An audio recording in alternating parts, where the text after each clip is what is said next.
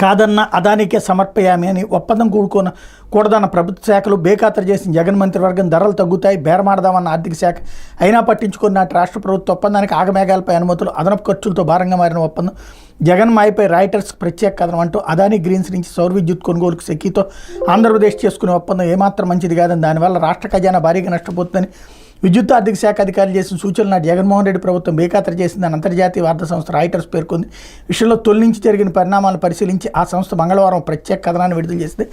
అదాని ఒప్పందాన్ని ఇలాగే కొనసాగిస్తే విద్యుత్ సరఫరా పూర్తి స్థాయిలో మొదలయ్యే నాటికి రాష్ట్ర ప్రభుత్వం ఏటా ప్రస్తుతం సామాజిక భద్రత పోషకాహార కార్యక్రమాలకు వెచ్చించేంత సొమ్ముకు సమానంగా చెల్లింపులు జరపాల్సి వస్తుందని హెచ్చరించింది. సెకీ రాష్ట్ర ప్రభుత్వాన్ని సంప్రదించడం, విద్యుత్ కొనుగోలుకు ఆమోదముద్ర వేయడం, ఈ ఒప్పందానికి రాష్ట్ర విద్యుత్ రెగ్యులేటరీ సంస్థ పచ్చజెండా ఊపడం అన్ని అసాధారణ వేగంతో సాగాయని పేర్కొందన్నటువంటి వార్తని హైలైట్ చేశారు. ఇక్కడే వీళ్ళకి తెలియాల్సింది ఏంటంటే ఎంతసేపటికి జగన్ మీద ద్వేషంతో శత్రు దేశాలతో కూడా చేతులు కలుపుతున్నట్టుంది. ఈనాడు ఆలోచించుకోవాల్సింది, ఈనాడు కానీ ఆంధ్రజ్యోతి కానీ.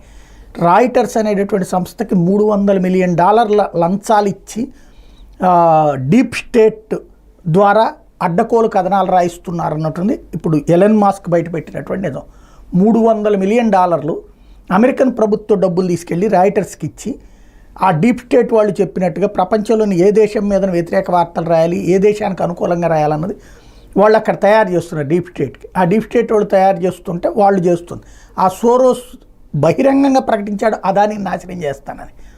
దాంట్లో భాగంగా ఎందుకంటే ఆ భారత ఆర్థిక వ్యవస్థను కుప్పకొల్చడానికి ఆడే నాటకం.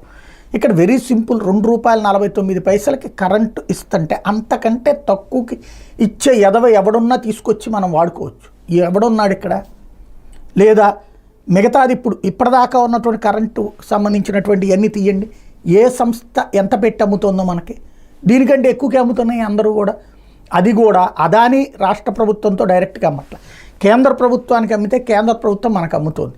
దీంట్లో అదాని మీద విషం చెమ్మడానికి ఆ విదేశీ శక్తులు చేస్తుంటే ప్రయత్నాలు, మనం కూడా ఏమన్నా డీప్ స్టేట్కి సంబంధించినటువంటి దాంట్లో భాగస్వాములుగా, ఈ దేశంలో మోసం చేస్తున్నటువంటి, ఈ దేశాన్ని నాశనం చేయడానికి కుట్రలు పన్నుతున్నటువంటి డీప్ స్టేట్లో భాగస్వాములుగా మనం కూడా ఒకసారి ఆలోచించుకోవాల్సినటువంటి అంశం.